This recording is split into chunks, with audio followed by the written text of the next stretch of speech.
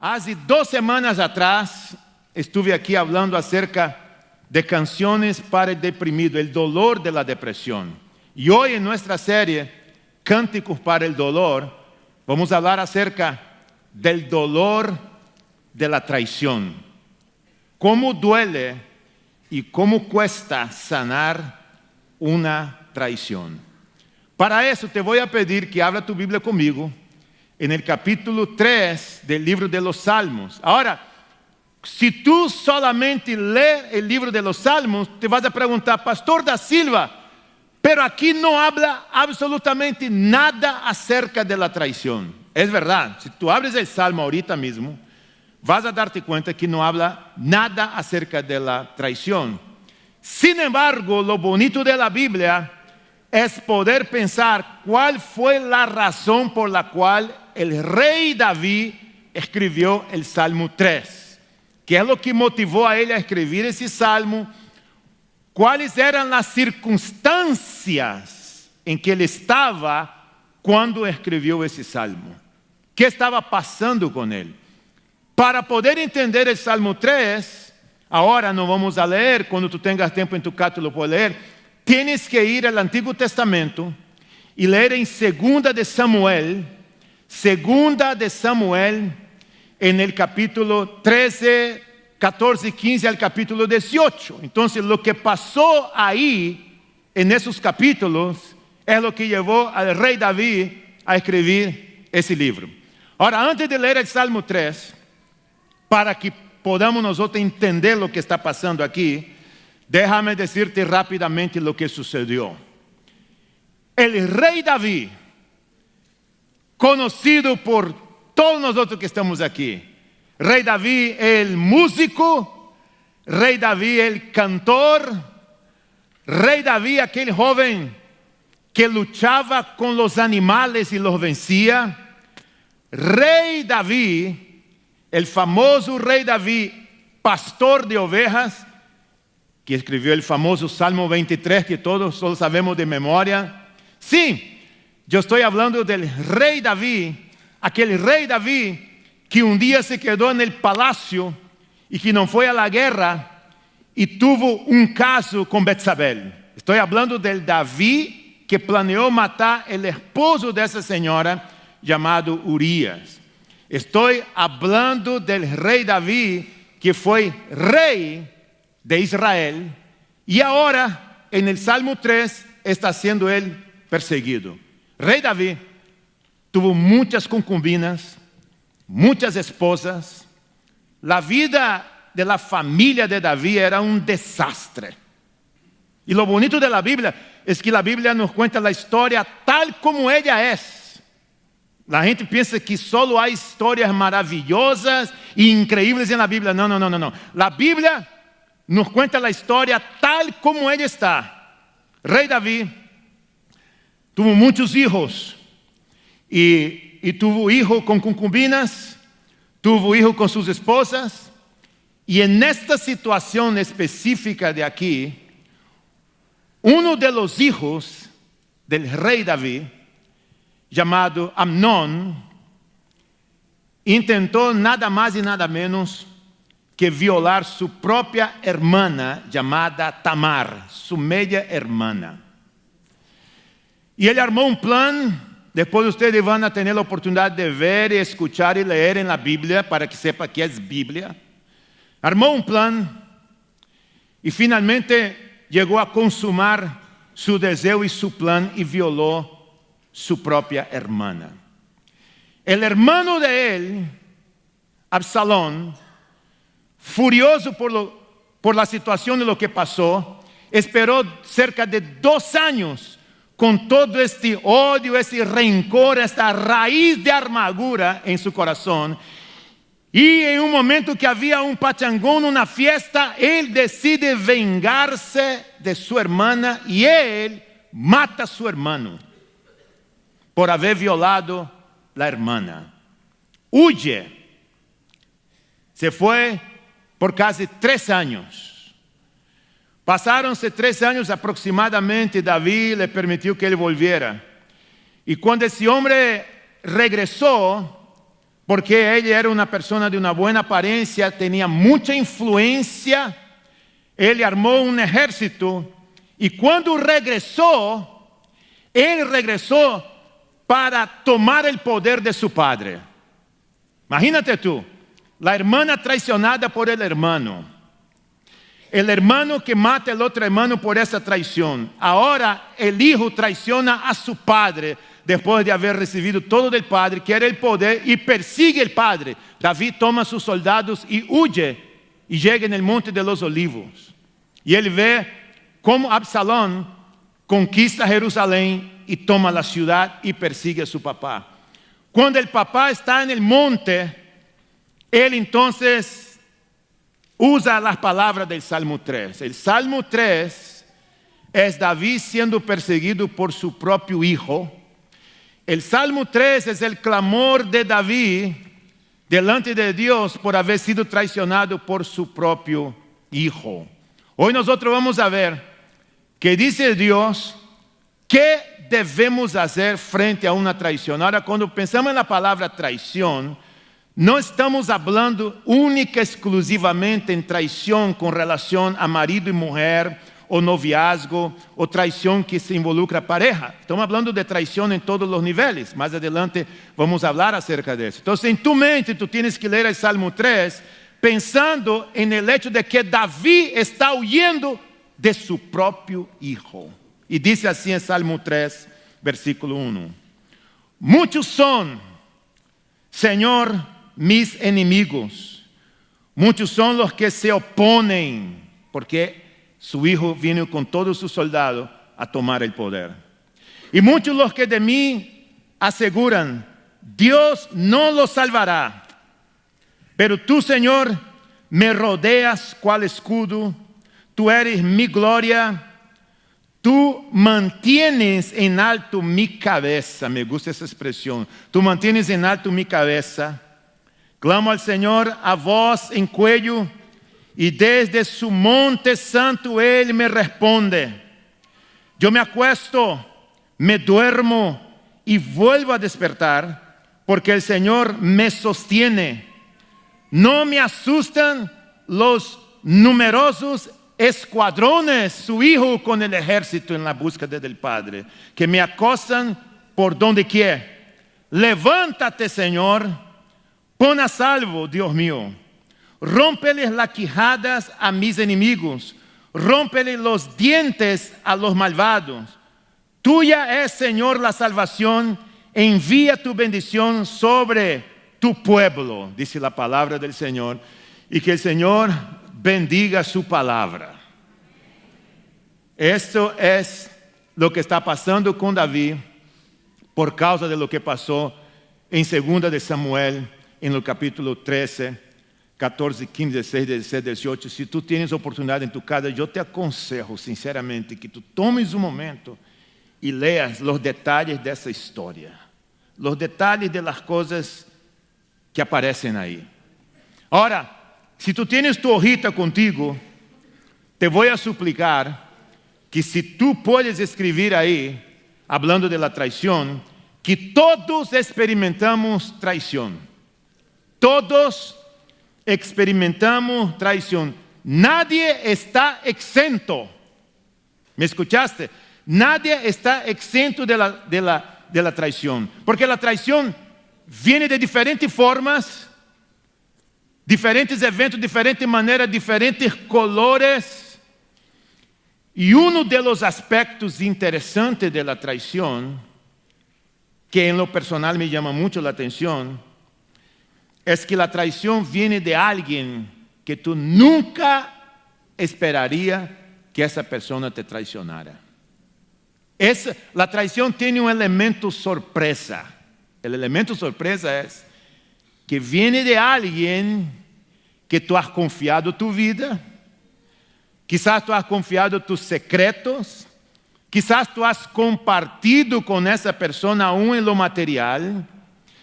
Viene de alguien que jamás pasaría por tu cabeza que esta persona haría tal cosa contigo. Ese es el elemento sorpresa de la traición. La mayoría de las personas cuando cuando son víctimas en una traición, normalmente la reacción natural es: no se lo puedo creer. No lo creo. De verdad no lo creo que tú hiciste eso conmigo. No lo puedo creer que tú hiciste eso conmigo. Y otro detalle acerca de la traición es que viene de personas cercanas, que pueden ser parientes, amigos, amistades, hijos, hijas, padres, gente muy cercana. ¿Sabe por qué? Porque un extraño no te puede traicionar. Un extraño te puede engañar, pero un extraño jamás te puede traicionar. Solo las personas cercanas a ti, familiares, amigos, como acabamos de decir, te puede, porque un extraño, uno espera todo de un extraño, de un inconverso, de una persona que uno no tiene ninguna relación, pero de una amistad tú nunca vas a esperar eso. No esperas esto. Es simple y sencillamente imposible. Entonces, todos nosotros que estamos aquí, estamos expuestos a una traición. No hay vacuna en contra de ella. Hay cosas que tú puedes hacer, sí, pero es muy difícil evitarla porque tú no esperas. La segunda cosa en tu hojita acerca de la traición es que la traición es como una emboscada. Me gusta esa palabra mucho. Como una trampa. Note usted, cuando el cazador sale en la busca del animal y él arma una trampa en un cierto lugar para atrapar un determinado tipo de animal, el cazador tiene que pasar horas preparando su trampa, armando la emboscada, pero el animal jamás espera esta emboscada. El animal está tranquilo, no espera una trampa. Y aun cuando el animal logra salir de una emboscada, de una trampa, ele cae en la otra porque ele não espera. Es el elemento sorpresa, pero es una emboscada. Es una emboscada. La traición es como una emboscada. Ahora sí, yo quiero leer con ustedes para que ustedes vean en la palabra de Dios lo que ocurrió. Porque cuando Amnón sentiu esse placer por sua hermana, por sua própria hermana, era media hermana, pero hermana de sangre, media hermana Tamar, pero hermana de sangre.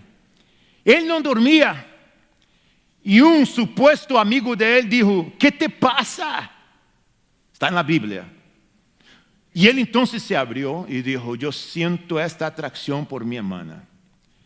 Su amigote dijo: ¿por qué que tú não finges que estás enfermo?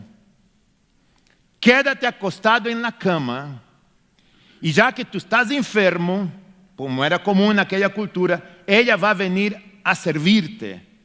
Y cuando ella viene a servirte, tú entonces usa de tu fuerza y puedes acostarte con tu propia hermana. Imagínate el consejo del amigo.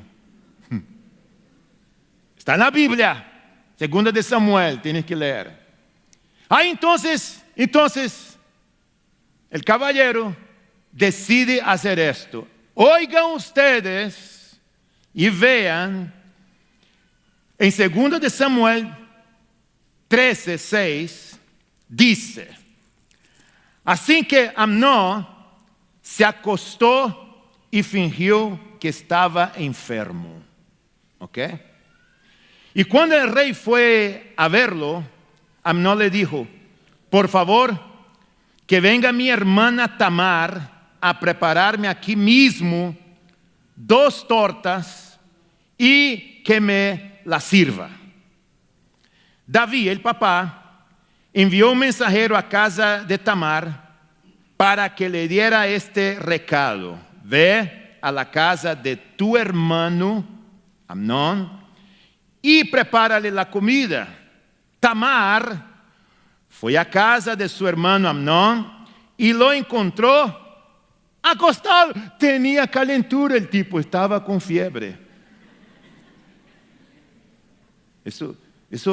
Por eso a veces los hombres cuando tenemos una gripe es como que el mundo se fuera a acabar. Lo que queremos es que nos sirva en la cama la comida. Ahí viene de la Biblia, mira.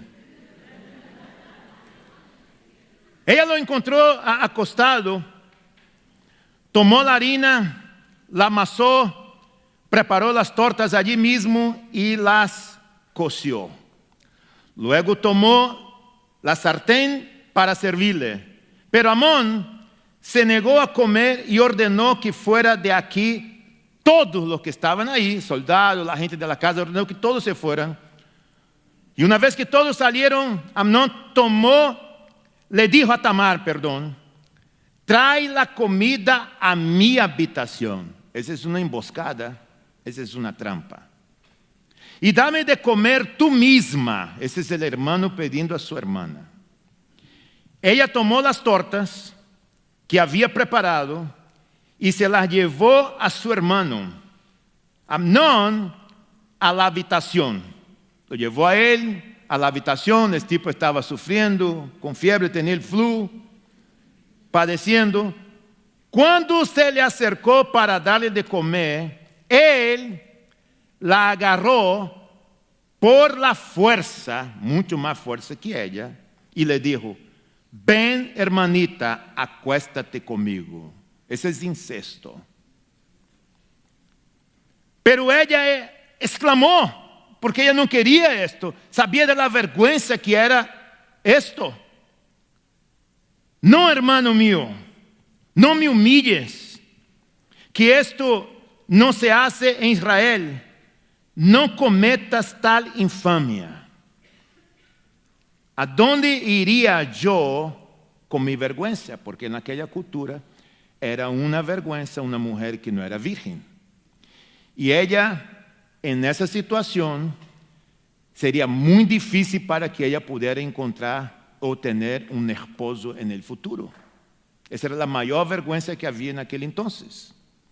Y ella dice, ¿y dónde iría yo con mi vergüenza? ¿Y qué sería de mí? Pensando ella en el futuro. Serías visto en Israel como un depravado, le dije. Y ella lo dijo a él, peleando para que él no hiciera esto. Yo te ruego que hables con el rey con toda seguridad. No se opondrá a que yo sea tu esposa. Hasta ella pensó en una segunda opción. Habla con el rey, de pronto yo puedo llegar a ser tu esposa, aunque somos medio hermanos. Pero ella no quería esto. Ella estaba luchando en contra de esto. Pero Amnón no le hizo caso, sino que aprovechándose de su fuerza, se acostó con ella y la violó. Violó su propia hermana. Y fíjate lo que ocurrió después. Pero el odio que sintió por ella después de violarla fue mayor que el amor que antes que le había tenido. Tú dices, pastor da Silva, eso está en la Biblia. Esto es Biblia, señoras y señores. Y esta es la realidad hoy día en el mundo en que tú y yo vivimos. Piensa cómo se sintió esta mujer, esta hermana siendo maltratada físicamente por su propio hermano. Una traición es una trampa, es una emboscada. ¿Sabe por qué? Uno nunca espera. Uno nunca espera que un hijo, que un padre, que un amigo, que un compañero va a hacer algo con uno. Es imposible. David nunca estaba esperando que su propio hijo viniera en contra de él para tomar el poder. Jamás Tamar esperara eso de su medio hermano. La traición ella es pensada, ella es elaborada y ella es llevada a la práctica. Para la víctima es una sorpresa, pero para el agresor es un plan. Sí, quizás tú puedes argumentar y decir, hay casos de violaciones que son, que ocurren de una forma rápida. Es verdad, traiciones así, pero la mayoría de las traiciones, la mayoría en casos de amistad, de amigo, quien sea, la mayoría es pensada, planeada y llevada a cabo. La traición tiene esa característica. La traición aplasta tu confianza. Esa es la tercera cosa en tu hojita. La traición aplasta tu confianza. Lo primero que una persona pierde, lo primero que la víctima pierde es la confianza. Deja de confiar en las personas. Algunos pierden su propia confianza en Dios, porque ele argumenta con Dios: ¿por qué tú dejaste que eso sucediera conmigo? ¿Por qué no hiciste nada para protegerme, para que yo no pasara por esa situación? Siendo un creyente, una persona que ama al Señor. Hay personas que han sido traicionadas en el aspecto económico por un amigo, pusieron dinero en un negocio los dos y de pronto un amigo roba el otro amigo. Un padre, una madre que hacen lo mejor para sus hijos, quieren lo mejor para ellos, de pronto se levanta en contra de sus propios padres y los traiciona a ellos.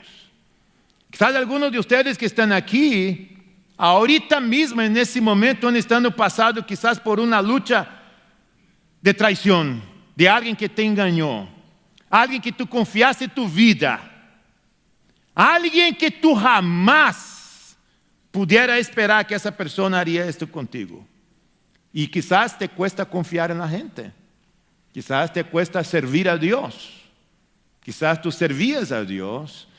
Quizás te cuesta aún mismo ir a la presencia de Dios y orar a Él y buscar y leer su palabra porque estás herido, estás herida por esta traición. Uno pierde la esperanza. Vea lo que dijo David en el Salmo, en el versículo 2. Muchos los que me aseguran Dios no los salvará. Es decir, no hay salvación para mí. No hay salvación para mí. Pero el mismo David después empieza a recordar las cosas que Dios ha hecho. Y es tan interesante que David estaba en el Monte de los Olivos. Y en el Monte de los Olivos, años más tarde, estaba Jesús en el Getsemane. En el huerto del Getsemane, que está en el mismo Monte de los Olivos. Y de ese monte tú puedes mirar a Jerusalén. Años más tarde está Jesucristo orando y sudando sangre. Diciendo: Señor, si es posible, pasa de mí esta copa. En el mismo lugar a donde estuvo el rey David, orando y clamando a Dios por causa de la traición. ¿Es interesante esto? Poder ver que en ese mismo lugar ahí estaba Jesucristo, que también experimentó traición, buscando la presencia del Señor. Y David empezó a decir: Dios, tú eres nuestro escudo, en el versículo 3. Dios, tú eres restaurador, tú eres mi sustentador, porque en medio de tanta lucha y angustia por una traición, la mejor cosa que una persona puede hacer es correr hacia Dios, pero algunos corren de Dios. Y siendo que Dios es el refugio, es nuestra protección, es aquel que realmente nos da el consuelo y que nos levanta. Correr hacia Dios y no correr de Dios. La cuarta cosa en tu hojita es que Jesús levantará tu cabeza. Jesús es el que levantará nuestra cabeza.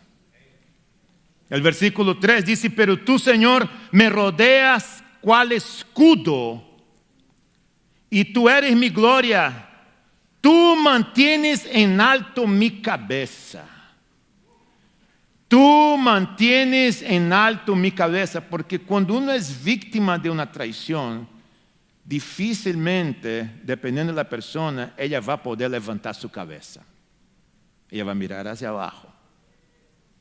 Su lenguaje corporal de tristeza, de frustración, y algunos llevan esto por años en su vida. No han podido olvidar, no han podido perdonar, como que essa traição está presente, é visível, é real. E uno pensa que o tempo sana as heridas. Tempo não sana heridas. O único que sana as heridas é Jesucristo.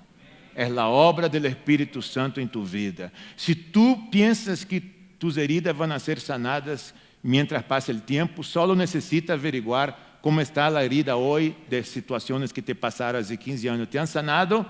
¿Te has olvidado? No. Hay que ser intencional para poder tratar una herida y poder sanarla. Porque el tiempo no va a hacer absolutamente nada.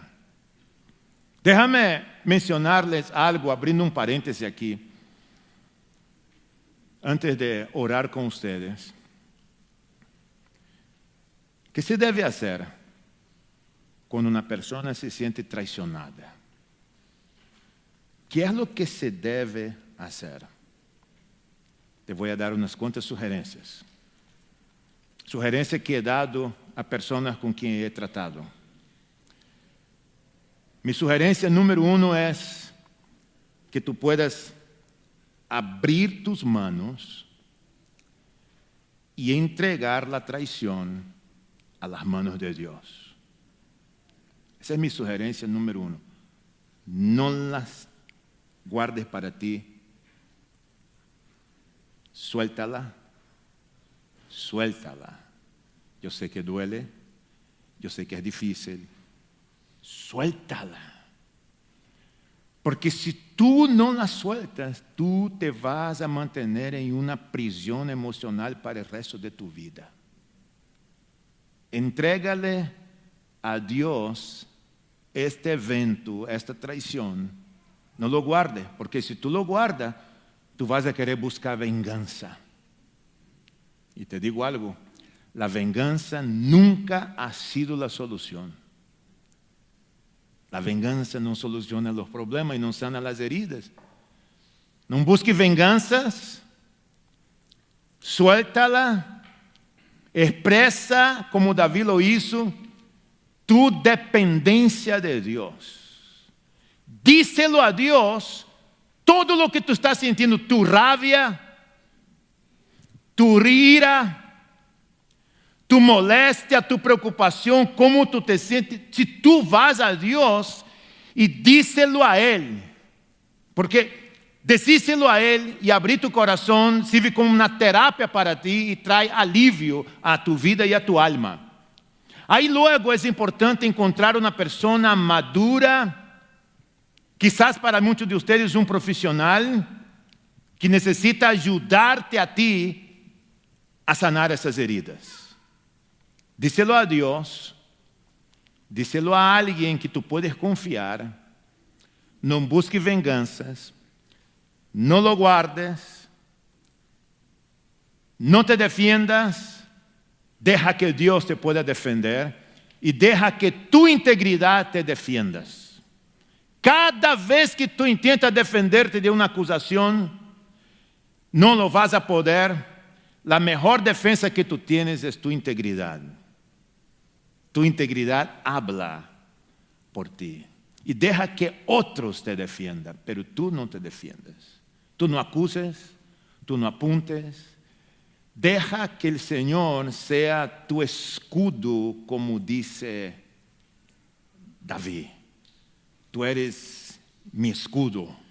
Y es increíble ver en el Salmo cómo David en su momento de angustia, de desesperación, clama desesperadamente por aquel que un día iba a estar clavado en esa cruz. Jesucristo foi traicionado por el gobierno romano. Jesucristo foi traicionado por su propia gente, por los judíos. Aún en la cruz se burlaron de él. Jesucristo foi traicionado por uno de sus líderes que vivía con él bajo el mismo techo, comía en la misma mesa y salía para predicar el evangelio con él. Judas Iscariotes. Por 30 monedas, traicionó a su Señor. Y aún estando en la cruz, en sus últimos momentos, está orando a su Padre y está diciendo: Señor, perdónalos porque ellos no saben lo que hacen. Y clavado en esta cruz, extendiendo misericordia y perdón para aquellas personas que lo traicionaron, para aquellas personas que lo rechazaron. De todas maneras, Jesucristo está extendiendo su perdón. ¿Y sabe por qué Él hizo esto? Porque Él te ama a ti, Él me ama a mí y ama a cada uno de nosotros. Salmo 3, que el Salmo 3 sea tu salmo. Que el Salmo 3 sea parte de tu vida. Muchos son, Señor, mis enemigos, muchos son los que se oponen, muchos los que de mí aseguran: Dios no los salvará, pero tú, Señor, me rodeas cual escudo, tú eres mi gloria, tú mantienes en alto mi cabeza. Iglesia, yo te quiero instar en esta mañana que tú levantes tu cabeza. No camines así, hombro hacia abajo, con esta mirada triste, obviamente por el dolor. Pero si tú permites, el Señor va a levantar tu cabeza. Vas a caminar de forma diferente, simple y sencillamente por lo que Cristo ha hecho y quiere hacer en tu vida.